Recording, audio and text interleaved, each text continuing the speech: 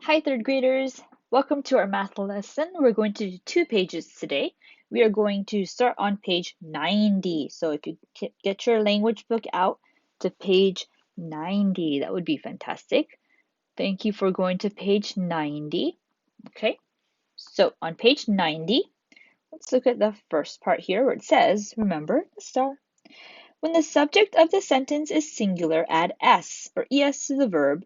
When the subject of the sentence is plural, do not add es or es to the verb. So let me explain again. So look at the first sentence here. Sarah wishes her grandma could visit. So how many people are making this wish? Just one, right? Sarah.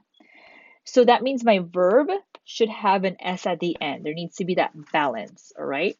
Sarah wishes her grandma could visit. Now take a look at the second sentence where it says, Sarah and Rachel wish their grandma could visit. So how many people am I talking about? I'm talking about two people, all right? So since I have two people, and that's more than one thing, my verb does not need an S at the end. So notice how the sentence does not say, Sarah and Rachel wishes their grandma could visit.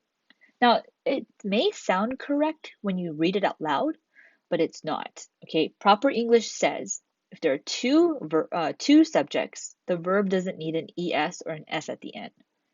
Take a look at the third example. The children wish their grandma could visit. So children implies that there are more than one child, right? So maybe there's 2, 3, 4, 7, I don't know. But that means since it's a plural subject, my verb does not need an S at the end. Now I'm going to read it if there were an S at the end like that. The children wishes their grandma could visit. Or the children wish their grandma could visit. I used to think this. If you actually say the children wishes their grandma could visit, that sounds like a very messy and crowded sentence because you're adding too much to it. And it's not necessary. That's why it's supposed to be the children wish their grandma could visit. So let's practice this. Let's put this into practice for Think A. I really hope that you understood. And again, if you have any questions, let me know at our meeting, and you guys are getting so good at asking questions at our meeting. I truly appreciate it. Number 1, in language, so notice how they underline the word we. That means more than one. So that means my verb should not have an s. Since I'm already talking about more than one person, this is a plural subject, more than one. In language, we learn about a new zoo each week. Or I can say, in language, we learns about a new zoo each week. That sounds really silly. So I'm going to underline learn twice. In language, we learn about a new zoo each week. Number 2. A blue-tongued skink lives at the Wellington Zoo in New Zealand. So they underline skink because that's a subject, and we're only talking about one, okay? If there were more than one, we would say skinks. So a blue-tongued skink, that means my verb has to have an S, lives at the Wellington Zoo in New Zealand. I'm going to change colors here. Blue-tongued skinks. Oh, now we're talking about more than one skink. Notice how they underline skinks and it has an S at the end, so that means it's plural. So my verb should not have an S at the end. Blue-tongued skinks walk with some park rangers around the zoo. The crane eats fruit, plants, and small fish. So we're talking about one crane. That means my verb needs to have an S at the end. Remember, it has to have the balance. Okay. Now, if I did not underline eats and I underline eat, the crane eats fruit, plants, and small fish. It doesn't sound complete to me. So that's why we say the crane eats fruit, plants, and small fish. Lastly, number 5. A huge tree weta, I think that's a frog. A huge tree weta lives in a special exhibit. So we're talking about one weta. Even if we don't know what a weta is, at least we know that if there were more than one, there would be an S at the end. So we're talking about one. A huge tree weta, and my verb should have an S, it needs an S, lives in a special exhibit. Alrighty.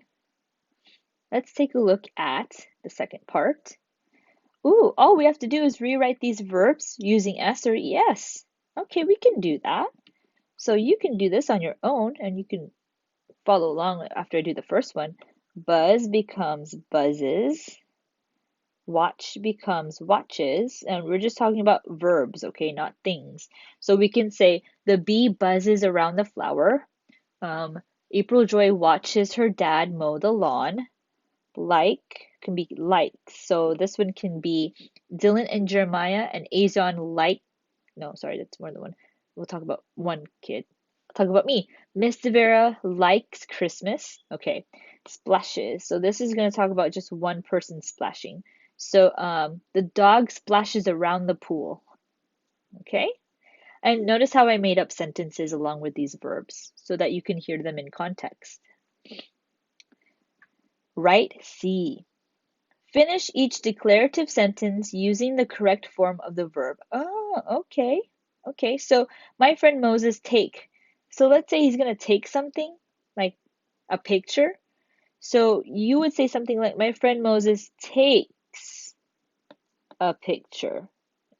Right? Now, if you think of another sentence, you can complete it. I don't know, however you want to complete it. I just said, my friend Moses takes a picture. Maybe you can say, my friend Moses takes a candy. My friend Moses takes a book. I don't know. You can complete it and let us know at our meeting what you wrote down. Number 2, Katie and Liza like to play soccer. Now notice there are 2 friends here. So since there are 2 friends, my subject already ends with an S, so my verb doesn't need to change. My verb doesn't need an S. So it's good to just say Katie and Liza take. That's it. You don't have to change it. So maybe you can say Katie and Liza like to play Roblox. I don't know. Now for you, you might want to put another game or you might put like a TV show. So it's just simply Katie and Liza like to play or like to watch or like to run. I don't know. Okay, so you can complete that. So this was the first part. Let's go to another page, page 93. Page 9. Oh, that is the hint to our Christmas riddle, which you will hear in the math lesson. Okay, you'll hear the Christmas riddle in the math lesson. Let's go to page 93. Join me on page 93. All right, nice and big right here. Page 93. We're doing some review because on Thursday you're going to take a spelling test. Yes, you are going to take a spelling test. I meant to also say you're going to take a language test on Thursday. All right, on Jupiter and everything. So, page 93, just a few pages after 90. Excuse me. All right, remember A. In each sentence, circle the red word that is a verb. Oh, okay.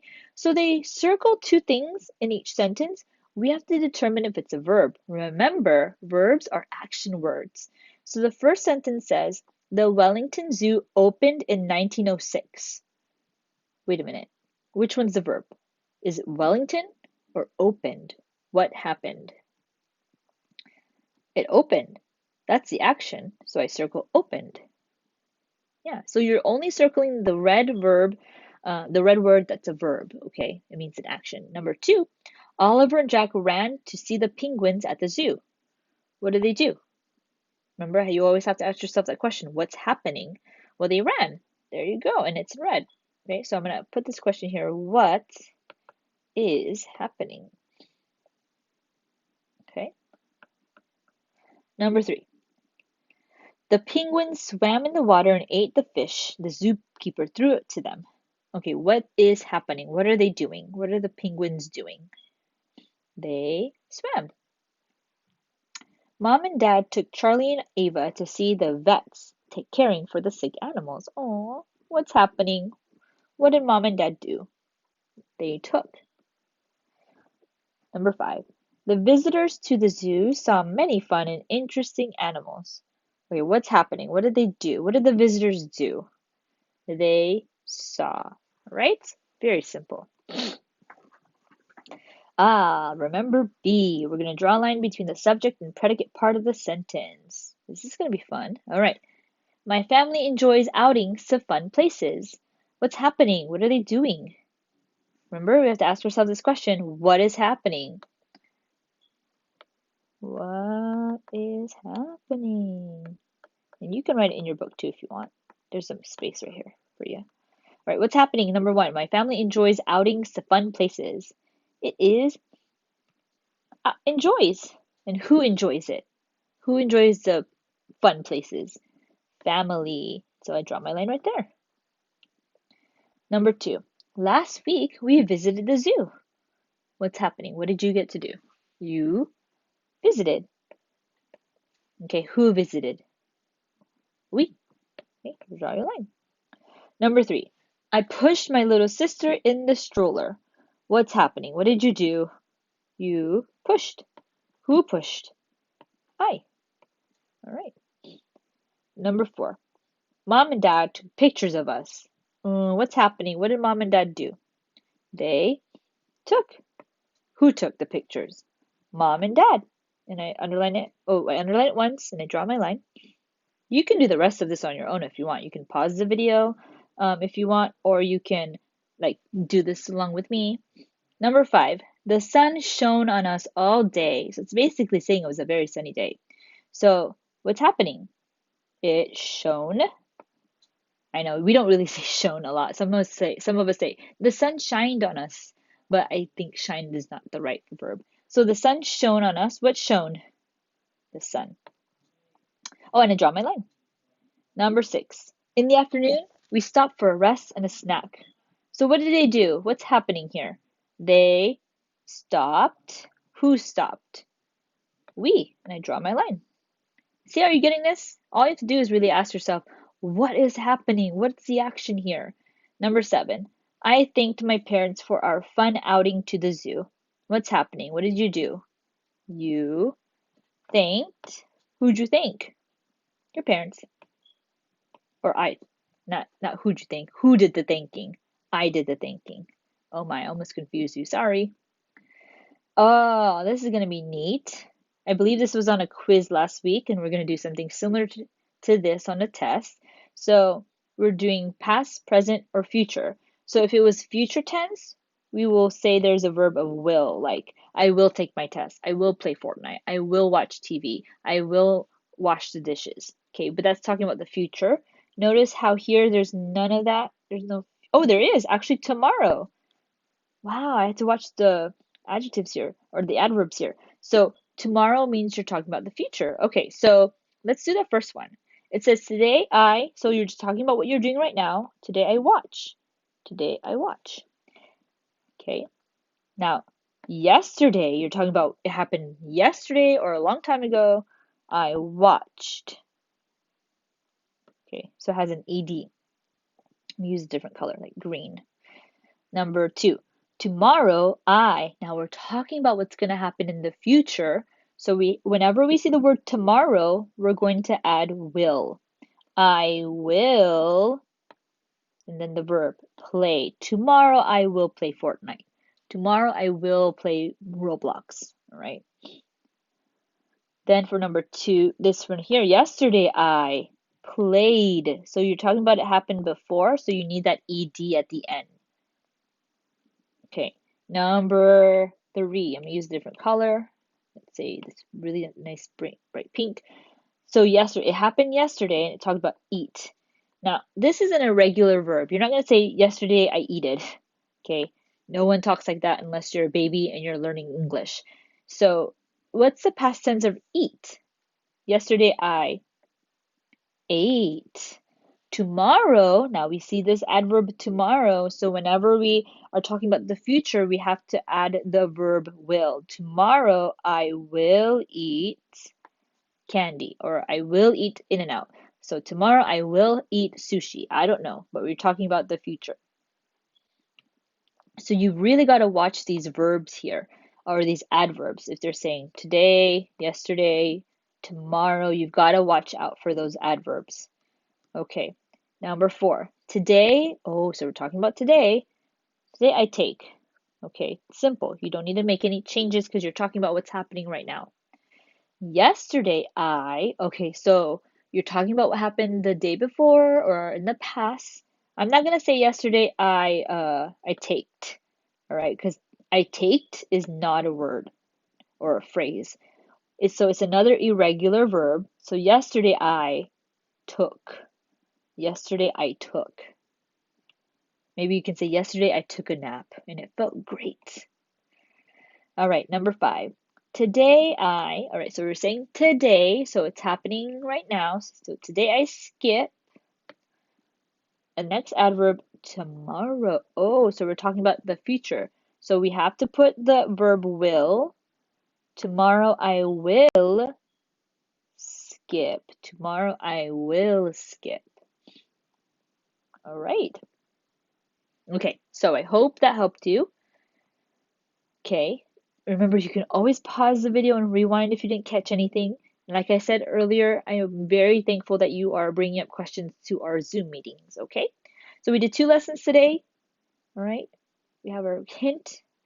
I hope you watch the math video. I know it's longer than usual. That's because also for math we're doing 2 lessons, but we're trying to get a lot done before our Christmas vacation. That's why.